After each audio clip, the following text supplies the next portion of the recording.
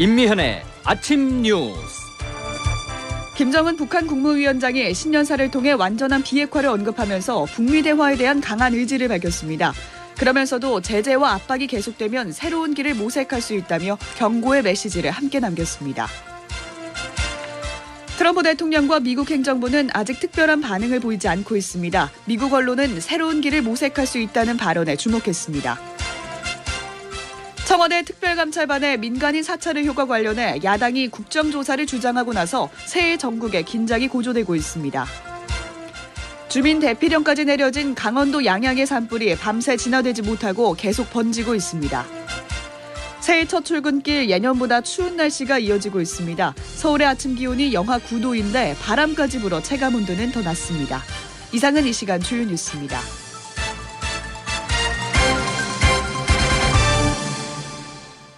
여러분 안녕하십니까? 1월 2일 CBS 아침 뉴스입니다. 첫 소식입니다. 김정은 북한 국무위원장이 신년사를 통해 남북관계 발전과 북미관계 진전에 대한 강한 의지를 밝혔습니다.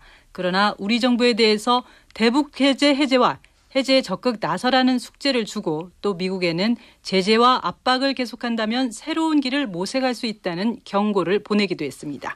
김 위원장의 신년사를 안성용 정치부장과 함께 분석해봅니다. 안 부장? 네. 김 위원장의 신년사가 상당히 깁니다만 먼저 요약해볼까요?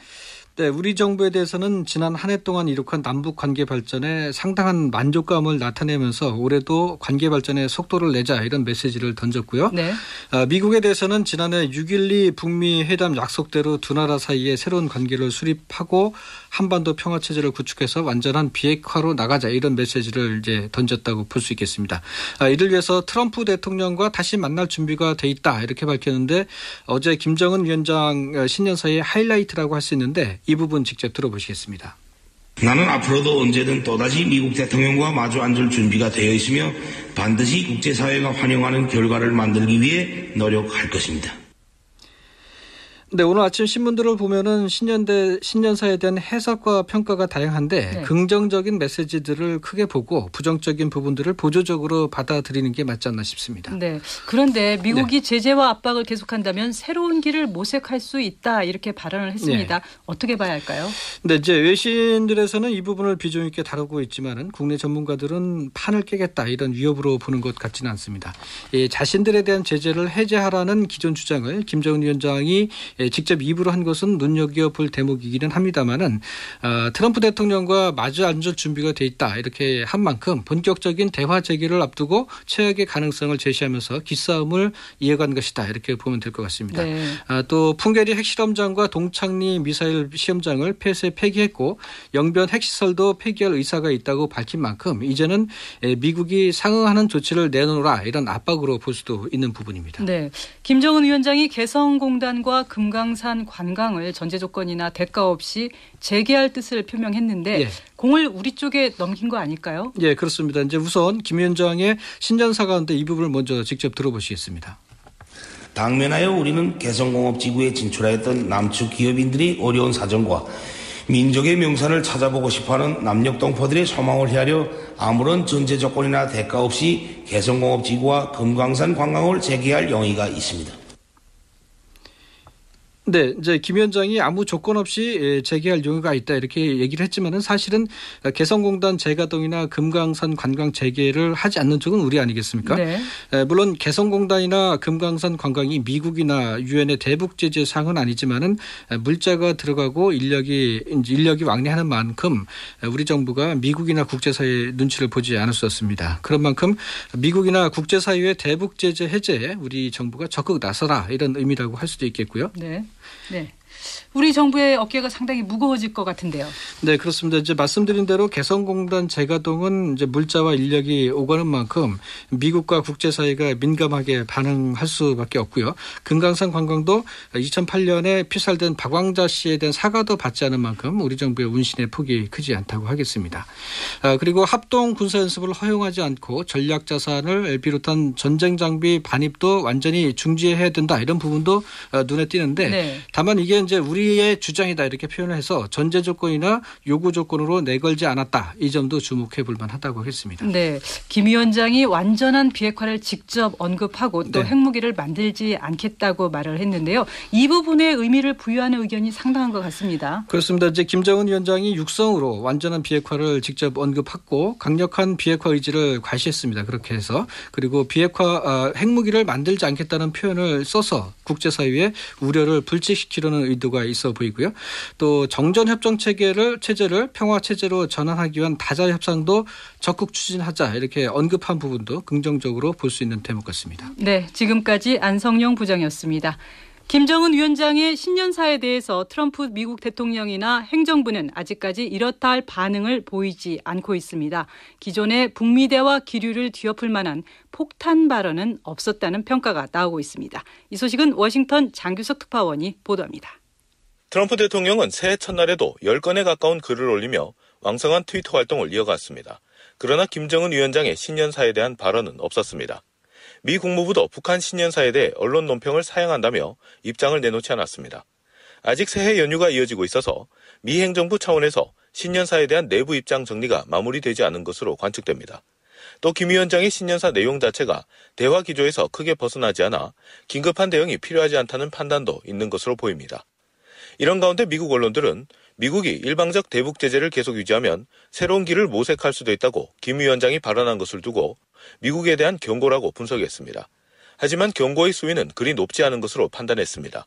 김 위원장이 직접 완벽한 비핵화를 언급했고 핵무기를 더 이상 만들지 않는다고 강조하는가 하면 2차 북미 정상회담에 대한 의지를 나타내는 등 북미 관계에 긍정적인 발언도 담겨있기 때문입니다.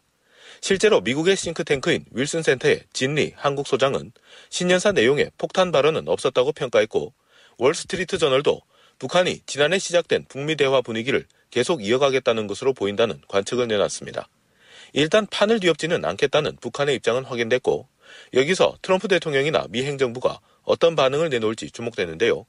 트럼프 대통령은 전날 트위터로 내놓은 영상 메시지에서는 북한과의 관계는 잘 진행되고 있고 서두르지 않겠다며 기존의 입장을 재확인하는 모습을 보였습니다. 워싱턴에서 CBS 뉴스 장규석입니다. 어제 오후 강원도 양양에서 발생한 산불은 산림 10헥타르를 태우고 이 시각 현재 계속해서 번지고 있습니다. 불길이 능선을 따라 인근 마을로 번지자 양양군은 송천리 주민들에게 긴급 대피령을 내려 주민 190여 명이 마을 회관과 학교 등지로 대피했습니다. 밤샘 진화 작업을 벌인 소방당국은 날이 밝는 대로 헬기 12대를 투입해서 본격 진화에 나설 계획입니다. 청와대 특별감찰반의 민간인 사찰 의혹으로 인해서 조국 민정수석이 국회에 출석했지만 결정적인 한방은 없었다는 평가입니다. 그럼에도 야당이 국정조사까지 언급하고 나서면서 새해 전국에 먹구름이 끼고 있습니다. 이준규 기자가 보도합니다. 12년 만에 이뤄진 청와대 정무수석의 국회 출석에 국민의 관심이 집중됐지만 예상보다 싱겁게 끝났다는 평가가 많습니다. 그제 아침에 시작된 회의는 해를 넘겨 다음날 새벽에야 끝이 났지만 야당의 결정적인 추가 폭로는 없었습니다. 민주당 김종민 의원입니다. 오늘 질의하시는 거 보니까 이거 아무것도 없어요. 이거 왜 하자고 그런지 모르겠어. 하지만 여야 간 정쟁이 식기는커녕 새로운 국면으로 접어드는 양상입니다. 한국당과 바른미래당 등 야당이 진실을 알기 위해서는 국정조사나 청문회, 특별검사를 실시해야 한다며 신년 공방을 예고했기 때문입니다. 한국당 나경원 원내대표입니다. 좀 더 명확하게 우리가 진실을 밝히기 위해서는 청문회나 국정조사로 갈 수밖에 없다. 이렇게 말씀드립니다. 반면 여당인 민주당은 이번 운영위원회를 통해 의문과 의혹이 해소됐다며 국정조사 등을 결코 수용할 수 없다는 입장입니다. 민주당 홍영표 원내대표입니다. 이제 국회에서는 이 문제를 가지고 소모적인 정쟁은 그만해야 된다고 생각합니다. 여야는 지난해 공공기관 채용비리 국정조사와 정개특위, 사개특위 등 각종 특위의 활동 연장에 합의했습니다. 하지만 정초부터 특감반 사태를 둘러싼 치열한 기싸움이 펼쳐지면서 한동안 국회가 소득 없이 돌아갈 것이라는 우려가 나오고 있습니다. CBS 뉴스 이준규입니다. 기획재정부는 KT&G 사장 교체 관여와 청와대의 적자 국채 발행 강요 주장을 한 신재민 전 기재부 사무관을 검찰에 고발하기로 했습니다. 기획재정부는 직무상 취득한 비밀을 누설한 신전 사무관을 오늘 검찰에 고발 조치할 계획이라고 밝혔습니다. 기획재정부는 청와대가 적자국채 발행을 압박했다는 주장과 관련해서는 청와대가 의견을 제시한 것은 맞지만 강압적 지시는 없었고 기재부가 최종 결정했다고 해명했습니다. 1심에서 징역 15년을 받은 이명박 전 대통령의 항소심 재판이 오늘 시작됩니다. 1심과는 달리 증인들을 대거 신청한 이 전 대통령 측의 전략 수정이 성공할 수 있을지 주목됩니다. 보도에 장성주 기자입니다. 서울고등법원은 오늘 350억 원대 횡령과 110억 원대 뇌물수수 혐의를 받는 이명박 전 대통령에 대한 항소심 첫 재판을 엽니다. 이 전 대통령은 지난해 10월 1심 선고 이후 3달 만에 법정에 출석하게 됩니다. 오늘 재판은 검찰과 이 전 대통령 측이 각각 1시간씩 프레젠테이션을 통해 항소 이유를 밝힐 예정입니다. 이 전 대통령 측은 1심과 마찬가지로 혐의에 대해 적극 부인할 걸로 보입니다. 다만 1심에서 검찰의 조사 기록에 대해 무죄를 주장했던 이 전 대통령 측은 2심에서 증인을 대거 신청하며 전략을 수정했습니다. 관련자들을 법정으로 불러 진술의 신빙성을 꼼꼼하게 따져보겠다는 겁니다. 이에 따라 오는 9일에는 다스의 미국 소송비 대납 의혹을 인정한 이학수 전 삼성그룹 부회장에 대한 증인신문이 진행됩니다. 11일에는 이 전 대통령이 다스 실소유주인지를 다투기 위해 다스 강경호 사장이 증인으로 나옵니다. 최근 이 전 대통령의 아들 이시영 씨가 다스를 퇴사한 것도 다스 실소유주 판단에 어떤 영향을 미칠지 주목됩니다. CBS 뉴스 장성주입니다. 지난해 뉴스의 중심에 있었던 인물들이 2019년 새해 대한민국에 바라는 변화의 키워드로 안전과 치유 그리고 평화를 꼽았습니다. 종로 고시원 화재와 강릉 펜션 사고는 안전불감증의 경종을 울렸고 굴뚝농성과 태안화력발전소 사고는 우리 노동계의 슬픈 단면을 드러냈는데요. 김재환 기자가 뉴스 속 인물들의 목소리를 들어봤습니다. 태안화력발전소 사고 희생자 김용균 씨의 어머니는 새해엔 모두 일터에서 안전하길 바랍니다. 모든 사람들이 안전하게 일할 수 있고 어두운 곳에 있는 사람들은 인권을 솔직히 주장을 못합니다. 일적인 문제라서 이건 나라에서 해결해 줘서 그런 나라에서 일했으면 좋겠습니다. 삼성 반도체 피해자 황유미 씨의 아버지 황상기 씨도 같은 소망을 빕니다. 우리 유미가 불안정한 사업장에서 일을 하다가 사망을 했기 때문에 우리나라 전체 사업장이 안전한 사업장이 되었으면 좋겠습니다. 세계 최장 고공농성을 기록하고도 여전히 굴뚝 위에 있는 파인텍 노동자들의 바람은 해고 없는 세상입니다. 내려간다고 해서 우리가 그전에 겪었던 그런 삶을 겪어야 되잖아요. 2019년에는 친재벌이 아니라 친노동, 친민중적인 정책을 폈으면 좋겠다. 해고 12년 만에 일터로 복직한 KTX 노조 김승하 지부장도 연대의 목소리를 보탭니다. 해고는 살인이다라는 말에 좀 많이 공감을 해주셨으면 좋겠다는 생각을 합니다. 지금 투쟁하고 있는 많은 분들 다들 원만하게 합의돼서 복직했다는 그런 소식 꼭 듣고 싶어요. 미투의 불씨가 더욱 번질지도 주목됩니다. 성폭력이 사라지는 치유의 시기가 얼마나 빨리 찾아오느냐가 관건입니다. 서지연 검사입니다. 약자들이라는 이유로 성폭력을 가하지 말아라. 우리도 인간답게 살고 싶다라는 선언이거든요. 저는 이것은 여성들이 입을 열기 시작한 시작에 불과하다. 위안부 문제를 두고선 화치재단 해산을 넘어 일본의 공식 사과가 남북관계엔 화해 모드가 지속돼 치유와 평화가 깃들길 소망합니다. 정의기억연대 윤미향 대표, 참여연대 평화군축센터 황수영 팀장입니다. 2019년은 일본 정부의 사죄로부터 시작되는 한 해였으면 좋겠다. 다시는 수요시의 차가운 거리에서 발을 동동 굴르는 일도 없었으면 좋겠고 내년에도 이제 한반도 평화 프로세스가 흔들림 없이 진행이 되어야 된다고 생각하고 남북 대화도 계속 정례적으로 이루어져야 된다고 생각을 하고 있습니다. CBS 뉴스 김재환입니다. 위험의 외주화를 막기 위한 이른바 김용균법이 천신만고 끝에 국회를 통과했는데요. 정작 김 씨가 목숨을 잃은 발전소 업무는 보호 대상에서 제외되는 등 반쪽짜리 개정에 그쳤다는 아쉬움이 남습니다. 김민재 기자가 취재했습니다. 김용균법으로 불리는 산업안전보건법 전부 개정안이 해를 넘기기 직전 국회에서 통과됐습니다. 개정안엔 도금이나 중금속을 다루는 등 위험한 작업은 도급으로 넘기지 못하게 막고 원청에 대한 산재 책임과 처벌 수위를 강화하는 내용 등이 담겼습니다. 하지만 도급 금지 업종 범위가 너무 좁아 정작 이번에 발전소에서 숨진 김 씨나 2016년 구의역 스크린도어 사고 등의 관련 업무는 금지 대상에서 빠졌습니다. 게다가 정부가 수정하는 시행령이 아니라 국회를 거쳐야 개정할 수 있는 법령으로 업종을 정해서 또 다른 사고가 발생해도 금방 대응하기 어려울 것으로 보입니다. 처벌 수위도 논란거리입니다. 애초 정부는 사망산재로 사업주가 형사처벌을 받으면 최소 1년 이상 징역형을 받도록 하한선을 두려 했지만 경영계의 반대로 이 부분이 빠졌습니다. 그동안 아무리 사망사고가 일어나도 잘못한 사업주가 징역을 선고받는 경우는 1%도 안 되고 대부분 수백만 원의 벌금만 냈던 솜방망이 처벌이 앞으로도 계속될 가능성이 높습니다. 특히 화력발전소와 같은 공공기관이라면 국민의 안전과 직결된 업무를 맡긴 노동자는 직접 고용해야 한다는 주장도 나옵니다. 고 김용균 시민대책위 박준선 상황실장입니다. 원청이 비정규직 노동자를 직접 고용해서 그 책임을 다해야 합니다. 그래야 국민에게 안정적인 공공서비스를 제공할 수 있습니다. 또 유가족을 중심으로 진상규명 조직을 마련해 산재 현장의 고용 조건이나 안전설비 등을 조사하고 개선 조치에 반영해야 한다는 지적입니다.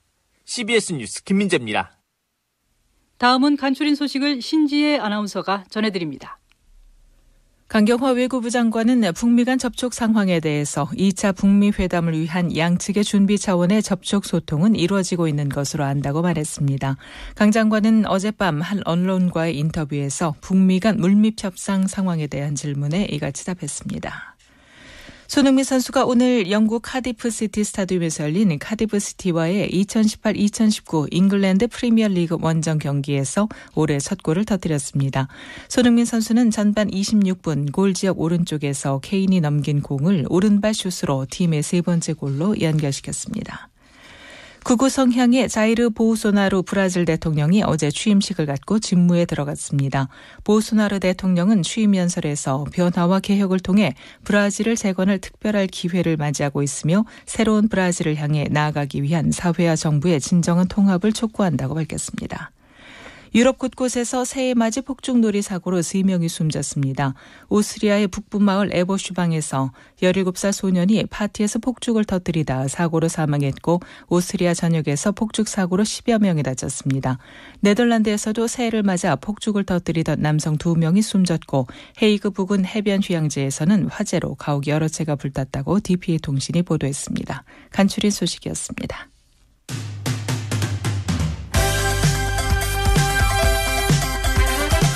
오늘의 뉴스픽.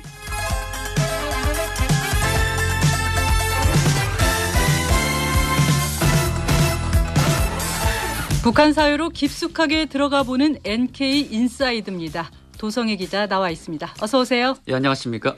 지난주였죠. 도 기자가 북한의 인터넷 쇼핑몰 전자상점 소개해 준다고 하셨는데 이 인터넷 쇼핑몰은 사실 배달이 생명 아닐까요? 예, 배달망이 제일 중요할 텐데요. 그렇죠. 예, 북한에서 처음 만들어진 그 옥류라는 전자상점을 관리하는 곳이 인민봉사총국이라는 곳입니다.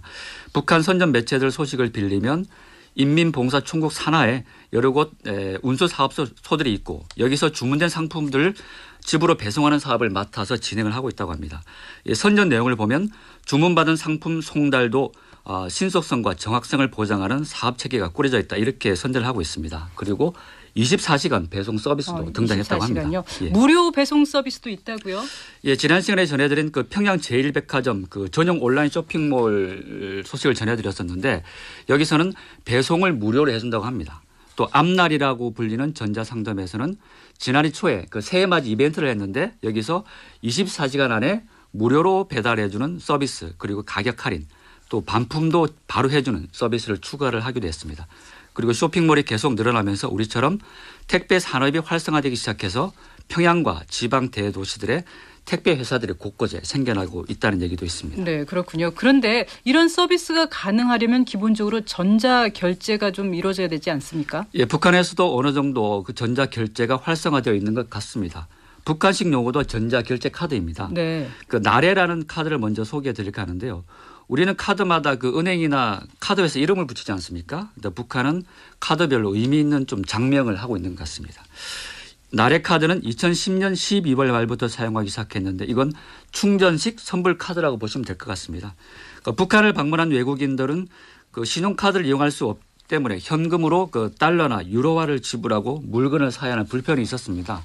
그래서 외화교환소에서 가입비 3달러를 내면 나래카드를 발급해 줍니다. 여기에 달러나 유로화를 충돌을 해놓고 외화 상점이나 식당에서 이렇게 자유롭게 이용할 수 있도록 하는 것입니다. 네, 외국인뿐만 아니라 북한 주민들도 전자결제 이용하고 있겠죠? 예, 그렇습니다. 그 자신이 거래하는 은행 통장에 입금된 잔고만큼 전자결제 카드로 사용할 수 있습니다. 우리식 그 체크카드라고 보시면 될 것 같습니다. 네. 북한 그 매체들 보도에 따르면 나래 외에도 금길, 실리 같은 다양한 전자결제 체계가 오프라인 상점이나 식당은 물론 전자상점, 쇼핑몰 거래에서도 많이 이용되고 있다고 합니다. 우리처럼 상품을 검색하고 카드로 결제한 뒤에 물품을 배송받는 그런 시스템입니다. 네, 그런데 평양 같은 대도시에서만 가능한 거 아닐까요? 예, 탈북자들 최근 상황은 잘 알지는 못했습니다. 다만 그 나래외 그 전성이라는 전자결제 서비스가 한번 소개된 적이 있었는데요. 이 북한 보도에 따르면 2017년 6월 현재 전국에 수백 개 지점이 있고 여기 카드 취급소에서 가 개설되어 있고 1,000개가 넘는 상점이나 식당 등의 전자결제 시스템이 도입되었다고 합니다. 그러면서 북한 중앙은행의 모든 지점과 무역은행, 대성은행 등 여러 은행과 그 마실령 스키장이라고 또 스키장도 있고요. 문수 물놀이장, 또 옥류관 등에서도 사용할 수 있다고 보도를 했습니다. 당시 또 메아리라는 선전 매체가 평양발로 보도한 내용을 보면은 전성카드에는 본인이 은행에 입금시킨 금액이 입력되어 있기 때문에 이 카드를 가지고 대동강 맥주도 사 먹을 수 있고 광복지구 상업 중심에서 상품도 살 수 있다고 전했습니다. 또 이 카드를 이용해서 먼 곳에 있는 친척이나 친구들에게 송금도 할 수 있다고 합니다. 그런데 이 전자카드로 자전거를 빌릴 수도 있다 이러던데요. 혹시 타보셨는지 모르겠지만 서울시에서 따릉이라는 운영을 하고 있지 않습니까? 자전거 임대봉사라고 북한식으로 표현하고 있습니다. 평양시 광복거리에서 약 1년 전에 시범 서비스가 시작됐습니다. 그래서 지금은 아마 더 많이 확산됐을 것 같은데요. 이 자전거를 타기 위해서는 려명이라는 자전거 카드를 또 별도로 구입을 해야 합니다. 평양 자전거 임대관리소에 가서 앞서 말씀드린 전성이라는 전자결제 카드로 자전거 카드를 구입하고 여기에 요금을 충전하면 사용할 수 있습니다. 오전 6시부터 자정까지 운영되고 365일 쉬는 날은 없다고 합니다. 그런데 서울시 따릉이는 모바일 결제 시스템으로 운영되지 않습니까? 그렇죠. 그런데 북한 그 자전거 임대소 관련 사진을 보면은 자전거 거치대 옆에 간이 건물이 설치되어 있습니다. 이걸 보면 아직까지 모바일 결제는 안 되고 다른 상점이나 식당에서처럼 충전식 카드만 사용할 수 있는 것으로 추정이 됩니다. 네, 북한도 전자결제 시스템을 구축하는 데 상당한 공을 들이고 있는 것 같아요. 예, 삼성페이나 카카오페이 등 우리처럼 진화된 핀테크는 아니지만 전자상점 이용이나 간편 결제를 위해서 초보적인 수준의 온라인 결제 시스템이 좀 활성화되려고 하는 것 같습니다. 또 국가 차원에서 연구도 많이 하고 있는데요. 경제연구라는 북한의 학술지에 실린 한 편 논문이 주목을 받았습니다.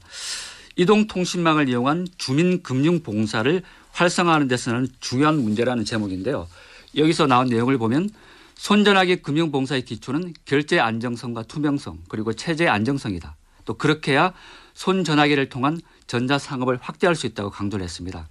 북한 내부에서도 전자상업을 더 확대시킬 필요가 있고 이를 위해서는 모바일 결제 시스템을 제대로 갖춰야 한다는 주장이 나오는 것인데요. 또 현금 유통량을 줄이는 동시에 금융봉사의 현대화, 정부화 수준을 높여서 사회주의 경제강국 건설에 이바지하도록 해야 한다고 적었습니다. 네. 어제 김정은 위원장이 발표한 신년사를 보면 경제 부문에서 자력 경쟁을 특별히 강조하지 않았습니까? 네. 따라서 북한 당국은 모바일 금융 활성화를 사회주의 경제강국 건설의 중요한 한 축으로 보고 있는 것 같습니다. 네, 이야기 잘 들었습니다. 지금까지 도성의 기자였습니다. 날씨 알아봅니다. 기상청 이수경 리포터가 전해드립니다. 네, 새해 첫 출근길인 오늘도 추운 날씨가 이어지고 있습니다. 중부와 경북 일부 지역에 여전히 한파특보가 발효 중인 가운데 어제와 기온이 비슷한데요. 현재 서울이 영하 8.5도, 파주와 철원 영하 16도 안팎으로 경기 북부와 강원 북부 지역의 추위가 오늘도 심합니다. 낮 최고 기온은 어제와 비슷해서 한낮에도 쌀쌀한 날씨가 이어지겠는데요.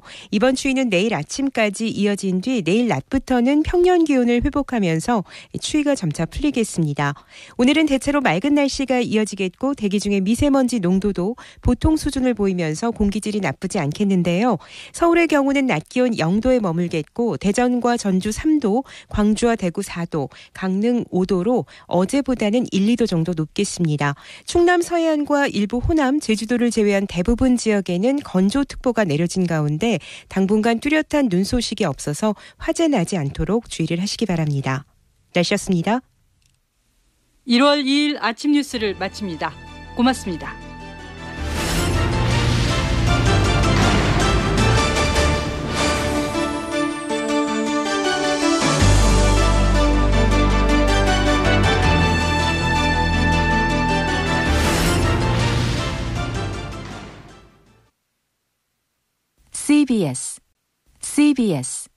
CBS